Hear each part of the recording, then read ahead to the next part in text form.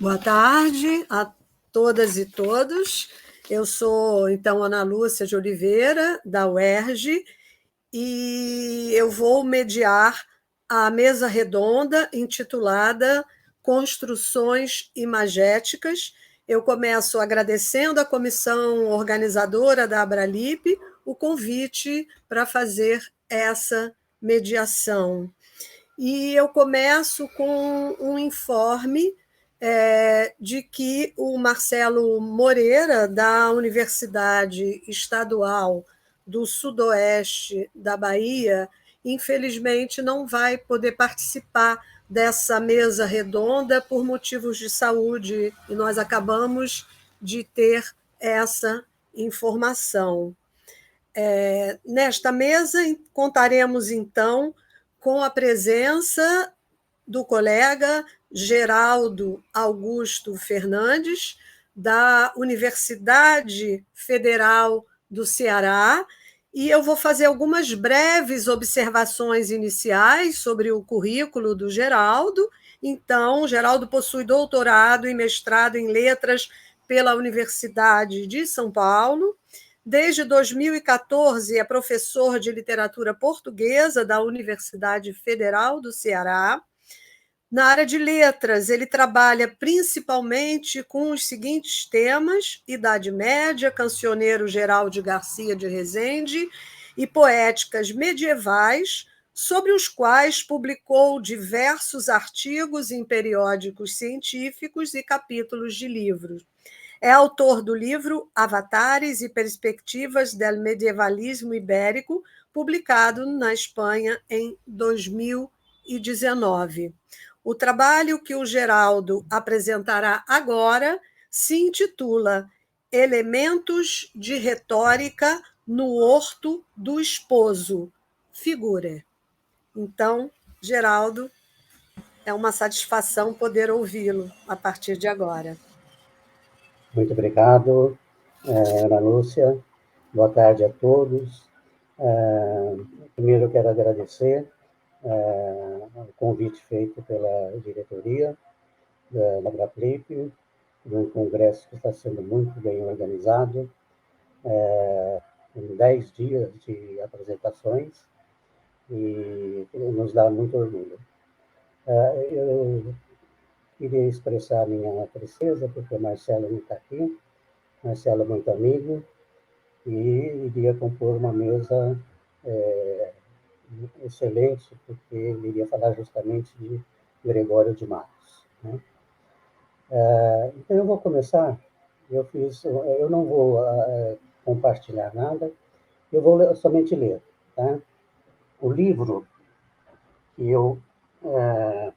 sobre o qual eu vou falar é esse daqui, O Horto do Esposo, tá?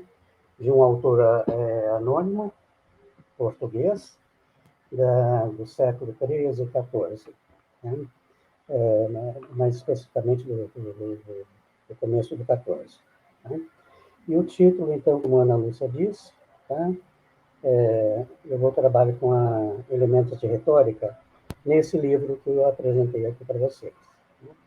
Eu vou começar a ler e eu espero, eu acho que não vou avançar o tempo, porque o tempo é todo meu hoje, mas eu acho que eu consigo fazer em meia hora a minha apresentação. Então, eu começo. É notório que a retórica se define particularmente como a arte de persuadir, de convencer. Mas esta arte há de ser feita com estilo, para que haja uma correta articulação dos argumentos no encalço de um estilo nobre e prestigioso, visto que se vale de recursos literários, como o uso preciso das figuras. O que permeia esses textos são os argumentos, competentes à razão. Olivier Reboul cita que há argumentos que se integram no raciocínio lógico e os que se fundamentam no exemplo. Aristóteles já notava que o exemplo, e agora eu cito, é mais afetivo que o silogismo. O primeiro dirige-se de preferência ao grande público, enquanto o segundo visa um auditório especializado como um tribunal. Fim da citação. Parece certo que esse afeto a que se refere Aristóteles se concretiza numa prosa convincente, eivada de figuras, de palavras, de sentido, de pensamento, tal como era o discurso sofista de Górgias, cuja composição era plena de erudição, ritmada e, aí eu cito, tão bela quanto a poesia. O Horto do Esposo é obra anônima de um clérigo alcobacense, escrito entre 1383 e 1417, a pedido da irmã dele, talvez uma freira. A obra contém 4 livros, todos com prólogos e capítulos compostos de textos do gênero exemplar, os exempla, muito ao gosto da medievalidade. O exemplum faz parte da retórica e caracteriza-se por narrativa curta ou narrativas curtas, eivada ou eivadas de moral, e corresponde ao provérbio. É comum que os exemplos façam parte dos sermões, principalmente na Idade Média, e têm cunho didático moral. No entanto, vários outros gêneros aparecem no texto religioso do Anônimo. As narrativas englobam provérbios, milagres, orações e profecias, além dos exemplos. Este é o gênero apropriado à pregação edificante, tanto religiosa quanto moral, como afirma Ana Paiva Moraes. E eu cito: no complexo e problemático universo da literatura medieval, o exemplo aparece, pelo menos numa primeira aproximação, como gênero que mereceu a mais desenvolvida e rigorosa definição, o que mais se prestou a uma profunda reflexão teórica e aquele em torno do qual se ergueu o mais consistente corpo de regras e preceitos. Fim da citação. Para justificar sua obra, o Anônimo vale-se das auctoritates, tais como Santo Isidoro, São Jerônimo, o profeta Baruque, Salomão e o escolástico Teófilo, Mestre Hugo, Santo Agostinho, que diz que a alma é o meio entre Deus e as criaturas, São Paulo, que diz, e aí eu cito, e todas as citações do Horto do Esposo ainda estão no português da época. Tá? Então, eu cito: eu não faço o bem que quero, mas faço o mal que não quero, e a carne cobiça contra o espírito, e o espírito contra a carne. Fim da citação. Recorre ainda o Anônimo a Moisés, que diz, e eu cito: no Gênese fez Deus nascer da terra toda árvore fremosa para a vista e doce para comer, e a árvore da vida em meio do paraíso. Fim da citação. Em resumo, pelas dádivas do que o homem havia recebido no paraíso e nele desprezado tudo que Deus lhe deu. O Anônimo cita ainda outras autoridades, cristãs e pagãs, como Aristóteles e Platão, venerados pelo abade de Alcobaça. Entre os 3 gêneros do discurso propostos por Aristóteles, o epidítico é o que se enquadra na obra do Anônimo, não só pela louvação do cristianismo e condenação dos infiéis, mas pelo estilo de que faz uso. Em usando a amplificatio, ou a hipérbole, né? Sabe o autor que os fatos narrados são conhecidos da audiência, e o orador dá-lhe valor mostrando sua nobreza e importância. Registre-se que, na Idade Média, o epidítico será enriquecido com a pregação religiosa. Isso quem diz é o Rebum, e realmente a gente constata isso se pegarmos apenas o livro do Horto do Esposo. De acordo com Maria do Amparo Tavares Maleval, o gênero, e aí eu cito, epidítico, estabelece o elogio ou a censura do nobre ou do vil, fundado principalmente no tempo presente e tendo a amplificação como recurso maior. Fim da citação. Um instrumento de que se vale Anônimo é a Bíblia Sagrada, denominada por ele de Santas Escrituras. É ela o leitmotiv que permeia a obra. Os textos sagrados, logo em seguida ao advento do cristianismo, encontram na retórica antiga os elementos de convencimento e de persuasão. Como diz Olivier Reboul, a Igreja, em seu papel missionário, não podia prescindir da retórica, muito menos do grego e do latim. Com ela, a Igreja armava-se contra os adversários.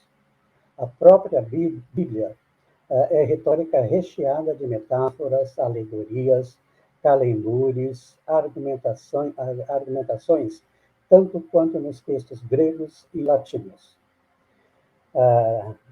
Lênia Marcia Mongelli, e eu cito, diz: a eleição da Bíblia como o texto inesgotável de todos os conhecimentos e dos exempla sanciona a reelaboração da cultura clássica feita pelos padres da Igreja, que a filtrarão para as abadias e mosteiros da Idade Média.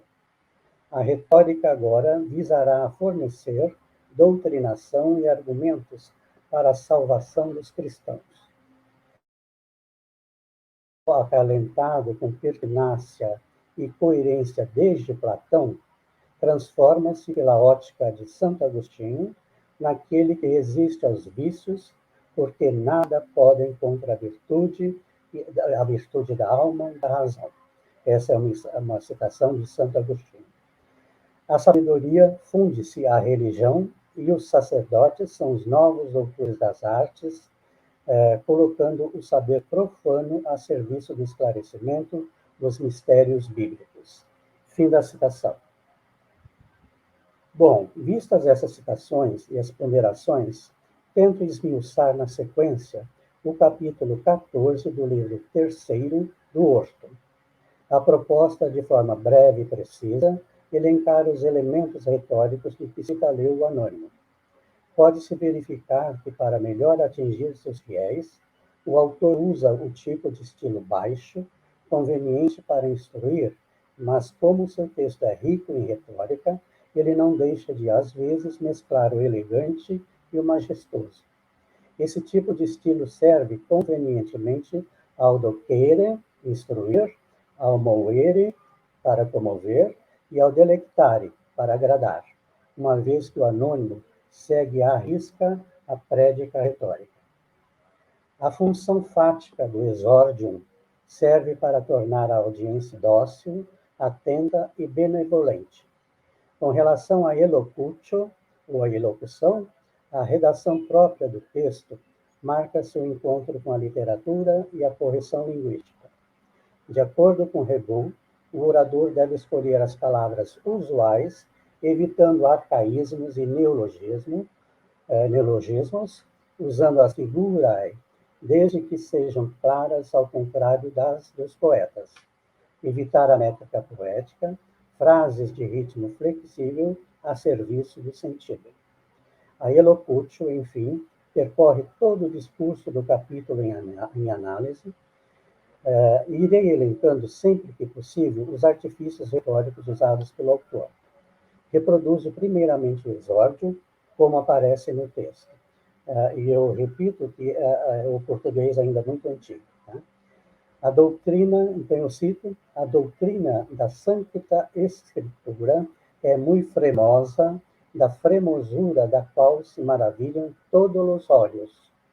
E não é maravilha, que ela é mais vermelha que o almafim antigo e a mais alva que o leite e mais espargida que a água, ou seja, a água, e mais clara que a luz e de maior preço que o ouro. Mais aposta que as plantas, mais radiosa que as estrelas, mais esplandecente que todas as pedras preciosas. A doutrina da Santa Escritura é fremosa como o cristal, deleitosa, assim como a rosa, e é feita assim como o fogo lumeoso e como o incenso de bom odor e com a oliveira fremosa nos campos. E é muito nobre, cá, trauta de muito nobre matéria, e porém tira fagueiramente todos para si. Então, é o fim do exórdio, né, o começo, o princípio deste capítulo. Bom, o anônimo faz uso dos recursos retóricos como pregam os retores, como se doutrina fosse um ser humano ou um ser inanimado vivo, ele a personifica logo de início para enfatizar a importância das escrituras sobre o bom caráter do homem. O trecho apresenta ainda a definitio, ou definição, com intenção de instruir a audiência. Usa em seguida a paronomásia, o antigo mordobre ou poliptóton, em fremosura, e também maravilham e maravilha, como mostra a grandeza dessas escrituras e para tornar o texto poético. O predicativo fremosa vem novamente no meio do período, ainda como propriedade da Santa Escritura, também como amplificatio, usa várias vezes o advérbio de intensidade mais, juntamente com a enumeratio, ou seja, a enumeração polissindética, com a preposição e. Como figura principal, vale-se o anônimo do simile ou comparatio, ou comparação em português, né? Claramente visível no uso da conjunção como, também em relação assindética e polissindética. A apresentação das Santas Escrituras feita pelo clérigo é mostra patente da alegoria. No Dicionário de Termos Literários de Carlos Ceia, encontra-se uma breve citação sobre o alegórico no Horto do Esposo, que apresenta a Sagrada Escritura através da imagem alegórica de um jardim maravilhoso, como se pode perceber neste exórdio. Em seguida a ele, o autor começa a narratio, ou a narração, usando 3 exemplos para a confiabilidade e comoção dos leitores/ouvintes. Uma vez que a exposição dos fatos ela deve ter clareza, brevidade e credibilidade, o que é patente no texto do anônimo. Começa o clérigo citando Platão, que diz, e eu cito, se o homem pudesse ver com os olhos corporais a fremosura da sabedoria não criada, todos induziria pela seu amor. Fim da citação. O trecho é pleno de enumeração polissindética, o que potencializa o ritmo discursivo pela repetição exaustiva da conjunção e. Ainda para enaltecer o livro da vida, diz Mestre Hugo, e eu cito, este é o livro da vida, cuja nascença de sempre e o seu ser não se pode corromper, e o conhecimento dele é vida, e a escritura não pode ser destruída, e a vista dela muito desejável aos homens, e a sua doutrina ligeira, e a sua ciência é doce. E tanto é exalçada a ciência da Santa Escritura, que dela é escrito per Jesus, filho de Siraque, falando em pessoa da sabedoria. Fim da citação. Logo, a própria sabedoria é personificada e o narrador diz que ela andou ao redor do céu, demonstrando o nascimento e o começo de todas as criaturas, nas profundezas do abismo, ensinando quem é o Criador de todas as coisas, nas ondas do mar, ensinou que todas as criaturas advêm de Deus. A Santa Escritura convida a todos os simples, os que lutam contra os pecados e aqueles que são perfeitos a guardarem a virtude, porque todos estão em estado de perfeição. Tendo em foco o papel e a importância da Bíblia, o autor vale-se da enumeração assindética para mostrar a importância do texto sagrado. Usa ainda como persuasão inúmeras comparações e metáforas. Em seguida, mostra o autor um exemplo tirado a uma das mais importantes autoridades religiosas, Santo Agostinho, aliás, citado em profusão em toda a obra. Santo Agostinho, aos 30 anos, teria sido batizado por Santo Ambrósio, o qual cantava em forma de oração. E eu cito: Te Deum laudamus. E Santo Agostinho diz o segundo verso, que diz: Te Deum confitemur. E assim o acabaram todo, cada um deles dizendo o seu verso. E diz Santo Agostinho, no livro das Confissões: Senhor Deus, tu chagaste o meu coração com a tua caridade, assim como seta, e eu trazia metidas pelo coração, assim como setas, as tuas palavras e os exemplos dos teus servos, que tu fizeste, claro de negros que eram e que fizeras vivos, sendo eles mortos. Fim da citação. A oração até aqui valeu-se do símile, representado pela locução assim como. É notório observar que a comparação é de suma importância para o pregador, que acredita tornar mais fácil ao fiel a analogia, algo que se faz quase automaticamente. A comparação mantém o ouvinte, leitor, atento ao discurso. O símile é figura retórica por excelência, mudando o sentido real de uma palavra e tornando-a uma figuração. A antítese é uma figura de construção também muito presente nos textos didático-religiosos, e no trecho em destaque é importante ver que claros está em oposição a negros, para dizer que as palavras de Deus tornaram Santo Agostinho antes um pecador, merecedor da alcunha de santo. Essas palavras trouxeram a Agostinho temor e espanto, sendo elas tão contundentes que eram setas agudas e carvões acesos. Aqui, provavelmente, o anônimo faz referência ao Salmo 91, versículo 5. Não temerás espanto noturno, nem seta que voe de dia. Bom, aí o capítulo segue com várias citações de Santo Agostinho, né? As quais eu não reproduzi para não avançar no meu tempo de exposição, apesar, né, de ter o tempo só para mim hoje. Depois, terminado o exemplo de Santo Agostinho, o anônimo discorre sobre o que disse São Jerônimo, o qual também não exponho para não estourar meu tempo de exposição. Finalmente, o autor alcobacense apresenta a peroratio. Constitui-se da terceira parte da argumentação a que se refere Olivier Reboux, onde ela está resumida e que não apresenta novos argumentos, e a recapitulação ou anacefaleose. O clérigo usa duas autoritates para corroborar seu objetivo no capítulo: a docilidade e o alimento das Santas Escrituras. E eu cito o trecho do capítulo, onde diz Santo Isidoro que aquele que é sabedor segundo Segle é sandeu segundo Deus.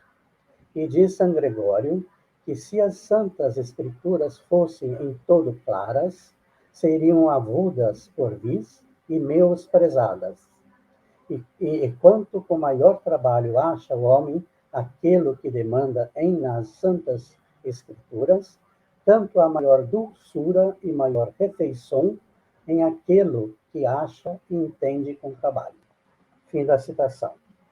O padre exalta, e aí aparece a contradição, que a exegese das Escrituras Santas não é fácil.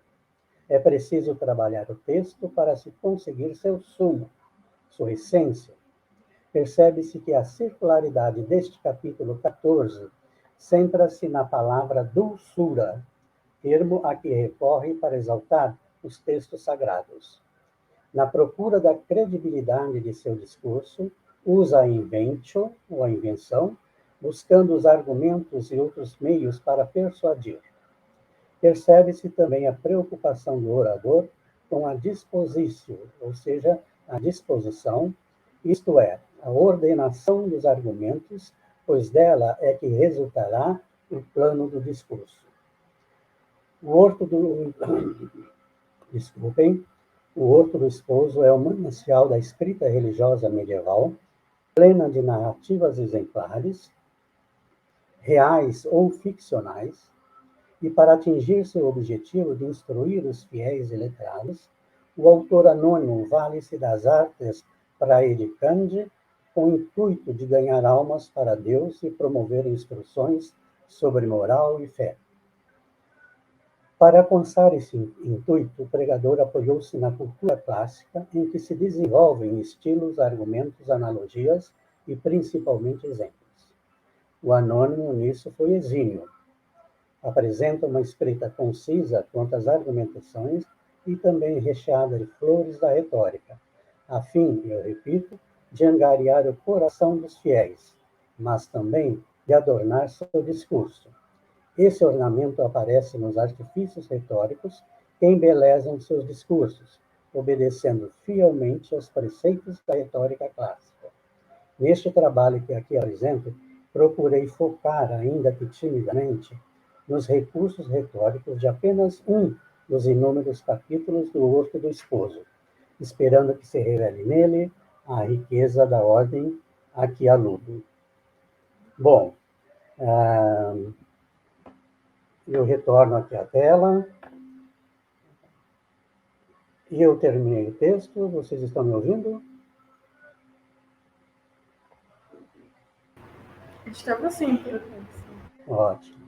Então, viram que o texto, eu acho que não deu nem meia hora, né? Eu tinha preparado justamente para apresentar junto com o Marcelo. Então, está terminado, eu fico à disposição se alguém quiser fazer algum comentário, alguma pergunta. Professora Ana? Então, Geraldo, eu agradeço pela sua aula de retórica medieval e pela minuciosa análise dos recursos retóricos presentes nessa obra anônima, né, do final do século XIV, início do XV, Horto do Esposo. Não sei se nós temos alguma pergunta feita no site, não foi colocado ainda nada aqui. Uhum. No chat. Então, eu começo só fazendo algumas perguntas em função da curiosidade mesmo que a sua apresentação me provocou. É claro que eu trabalho mais com o século XVII e com a obra sermonística do Antônio Vieira, Antônio especialmente. Vieira. Uhum. Então, é óbvio que há uma série de diálogos possíveis aí, com toda essa retórica clássica, que era extremamente importante na formação de um jesuíta como o Vieira. Acabo de receber aqui uma pergunta, eu vou dar preferência, então, à pergunta do público, depois eu continuo colocando questões.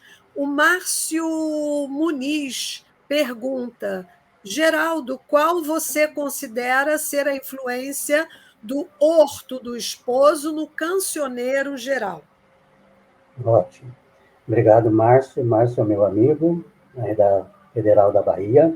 Eu só vou parar um pouquinho, Ana. Eu não sei, eu não estou vendo imagem de ninguém. Está acontecendo alguma coisa, Alessandra? Eu não apareço e apareço. Você não está vendo a minha imagem, Não Geraldo? estou. Não estou. Nem a minha, para falar a verdade. Estamos te vendo perfeitamente, professor. O senhor está com o site do StreamYard aberto? Com sua tela principal? Está tudo aberto, sim.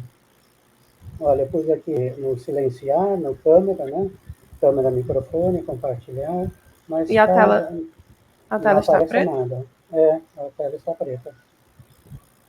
Aparece aqui que todos conseguem ver e ouvir. Mas eu não estou vendo ninguém. Só um momentinho, professor, que eu já te dou um retorno, ótimo. Certo? Muito obrigado.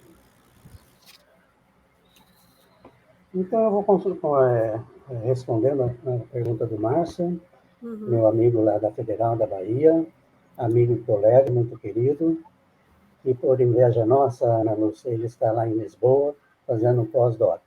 Olha só. Não é? Só o Márcio mesmo para conseguir isso, de um governo desse que nós temos. Nossa, com a redução de verbas para Pois pesquisa, né? é, pois é, mas ele estava dizendo que essa verba já estava há algum tempo preparada. Márcio, é o seguinte, tem muita influência do Horto do Esposo no Cancioneiro Geral, principalmente naqueles poemas de cunho didático moralizante. Né? Tanto os didáticos moralizantes quanto os didáticos religiosos. Né? A influência não está clara, que o poeta tenha conhecimento do Horto do Esposo, apesar de que eu achar que seja muito provável, né? Mas não aparece a citação explícita. Mas, como é desenvolvido o poema, a gente pode fazer uma viagem para o universo do Horto do Esposo, sim. Tá? Principalmente, como eu falei, né, esses dois tipos de didático moralizante ou didático religioso. Tá? Ok? Espero que esteja bem respondido. Geraldo, temos outra pergunta do Marco Antônio de Araújo. O horto tem a ver com os sermões? O que você falou da doutrinação me lembrou de algo que vi na sala de aula. Ótimo. Marco Antônio, muito obrigado. Tem tudo a ver. Inclusive, Ana Lúcia e Marco, no texto completo que eu fiz para a apresentação hoje, eu cito o Vieira, né, que é uma figura em que esses sermões que o Horto do Esposo prega aparecem com muita nitidez. Né? Por quê? Porque já era um gênero medieval por excelência e que foi se transformando, né? Até chegar agora estou aparecendo. Tá? E Marco Antônio, então, tem tudo a ver. Principalmente, se você pensar, né, que tanto na Idade Média, né, durante toda a Idade Média, até mesmo no Barroco, principalmente no Barroco, com o padre Antônio Vieira, realmente os sermões é a base do Horto do Esposo e também do Antônio Vieira. Os sermões, então, de um gênero de nascença medieval que se estendeu. Tá? Na citação que eu faço do padre Antônio Vieira, justamente relativo aos sermões, porque o anônimo, o alcobacense, ele usa os exemplos, e ele dá inúmeros exemplos no livro que eu mostrarei para vocês, que é enorme, né, que é muito grande e muito volumoso, e ele usa preponderantemente os exemplos. Né? Dentro dos exemplos, a partir dos exemplos, é que ele vai partir para outros gêneros, como, por exemplo, o sermão. Né? E aparece muito. Tá? Espero que tenha respondido. Então, temos uma pergunta mais do Márcio. Márcio. Então, o conhecimento deve ser de todos, porque, se não me engano, Dona Leonor solicitou tradução do Horto, não foi isso? Foi isso mesmo. Ele corrige, todos os poetas do cancioneiro, digo. Isso mesmo. Tá? É isso mesmo, Márcio. Eu não lembrava que era Dona Leonor, mas tinha realmente isso. É lógico que não aparece no cancioneiro, né? Mas sim na época do cancioneiro, cuja Dona Leonor é uma das participantes do cancioneiro geral, principalmente naquele processo, que é o primeiro poema longo, né? É um poema de forma mista que é o Cuidar e o Suspirar. Tá? Todos. Tá, ok. Espero que tenha respondido. Bom, enquanto não aparecem outras perguntas, eu aproveito para perguntar. Eu fiquei com uma curiosidade acerca da difusão do Horto do Esposo em sua época e nos séculos subsequentes. Fiquei pensando, inclusive, na possibilidade do contato do Vieira com essa obra. Então, queria que você falasse um pouco sobre isso. Qual foi a difusão da obra no seu próprio tempo e um pouco a seguir, e depois? Olha, a época do lançamento, né, desse Horto do Esposo foi um sucesso tremendo. A gente diria aquele best-seller. Né? Por quê? Ele foi editado e mandado a aos mosteiros, né? Além de Alcobaça, que é de onde ele proveio. E foi para vários outros mosteiros. Inclusive, na apresentação que os autores fazem do Horto do Esposo, eles citam isso, né, do sucesso que teve o Horto do Esposo. E, com toda certeza, isso foi difundido. Eu não sei se, talvez não tenha aparecido nas suas pesquisas, né, essa referência que o padre Antônio tenha feito do Horto do Esposo, mas eu acho que se a gente aprofundar um pouco, dá para perceber isso, porque ele foi muito famoso, muito divulgado na época. E certamente ele faria parte de uma das bibliotecas por onde o Vieira circulou em seu tempo, ele que circulou por tantos lugares diferentes. É verdade. Perfeito. O Mário Martins, que é um estudioso, né? Também ele é clérigo, fez uma análise muito boa, que eu uso também no meu texto, e diz desse sucesso, tá? Da época do Horto do Esposo. Tá? É muito interessante.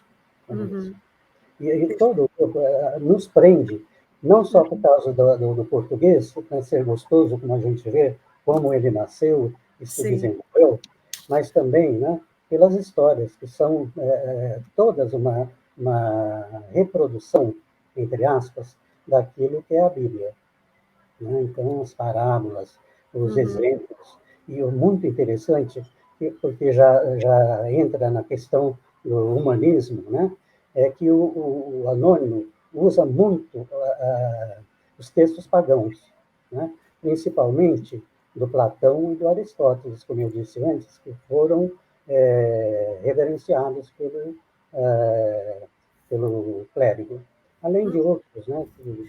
Essa era a minha pergunta agora, Geraldo. Exatamente, tinha anotado aqui para pedir para que você falasse da presença das fontes pagãs na obra, porque você citou algumas fontes religiosas e das fontes pagãs você citou, se não me engano, só o Aristóteles. Então, eu ia te perguntar quais seriam esses autores não sacros, né, presentes, citados na obra.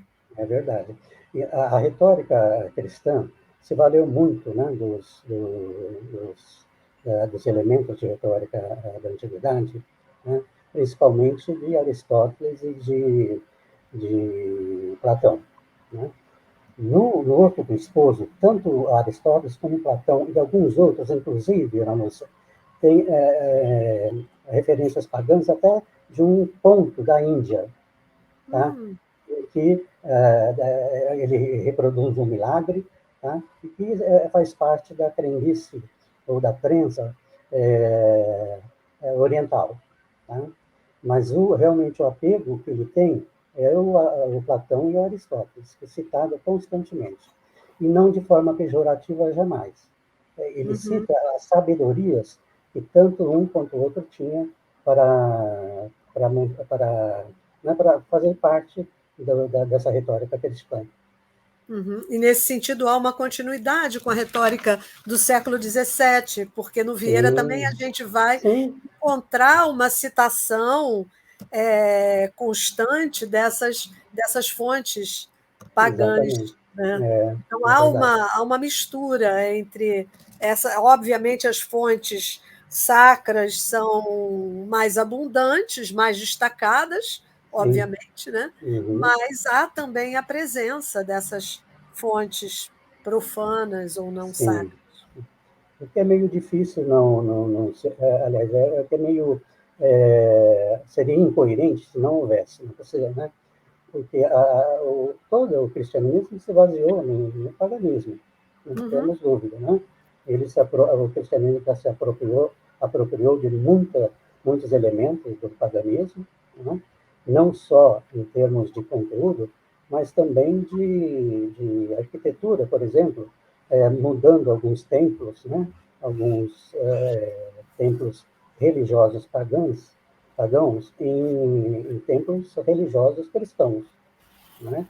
E muitas das figuras, eu sempre me lembro de uma coisa que eu li uma vez e me ficou na memória, que o Atlas, lembra do Atlas que carregava o mundo?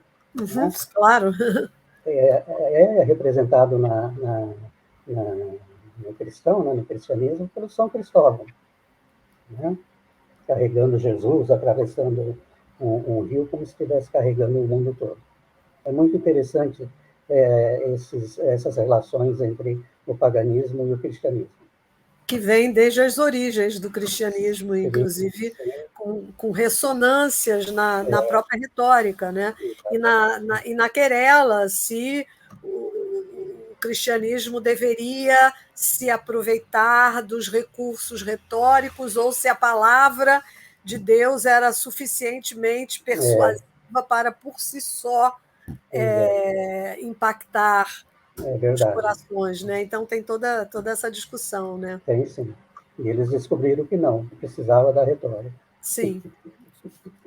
Custaram um pouco para custaram um pouco, custaram, perceber isso, Nos mas... primeiros séculos, né, realmente eles custaram, estavam ainda muito apegados àquela coisa da fuga dos romanos das cidades, né, e todos voltados ao campo, e ainda com as crendices campesinas, né. Então, demorou um pouco até que a patrística, né, se voltasse para o paganismo como um elemento enriquecedor e não repudiador. E também custou para uma formalização dessa retórica cristã, né? Demorou algum tempo para que houvesse, né? Exatamente. Nós temos o próprio ortodoxo, ele tem inúmeros santos, né, a que ele se refere, e realmente alguns, né, eu acho que até São Martinho, se não me engano, que é citado como um desses que revelaram, né, o elemento pagão como algo positivo. É muito interessante. Perfeito. Bom, acho que não temos mais perguntas no bate-papo. Aqui nos comentários, não. Também não colocaram perguntas do site. Então, acho que sendo assim, a gente pode encaminhar para um encerramento da nossa sessão. É verdade. E eu gostaria de agradecer mais uma vez ao Geraldo pela apresentação, que me interessou bastante, me motivou muito, porque lida com questões que também me são muito caras, e agradecer ao público e as perguntas, e finalizar, então, essa sessão. A gente finaliza com muita tristeza por Marcelo não estar aqui. Exatamente. Seria uma apresentação muito boa. Né? Desejando saúde para o Marcelo e que ele se restabeleça logo e que fique bem. Exatamente. Isso mesmo. Então, eu quero, então, agradecer, né, primeiramente a você, pela condução dessa mesa única. É fácil de fazer, fácil de falar, eu não precisei controlar o tempo. E agradecer as perguntas, agradecer a quem esteja assistindo a essa mesa, agradecer o Sérgio Nazar, que está conduzindo esse evento com muita propriedade, muito profissionalismo, e agradecer a Alessandra, que nos acompanhou aqui como host, e espero, hoje no fim da tarde, né, temos uma homenagem a Amparo, e muitos de nós vamos estar presentes. Sim. Muito obrigado. Obrigada a todos, e acho que vamos finalizando aqui. Ótimo. Sobrou um tempinho para um café. Que pena.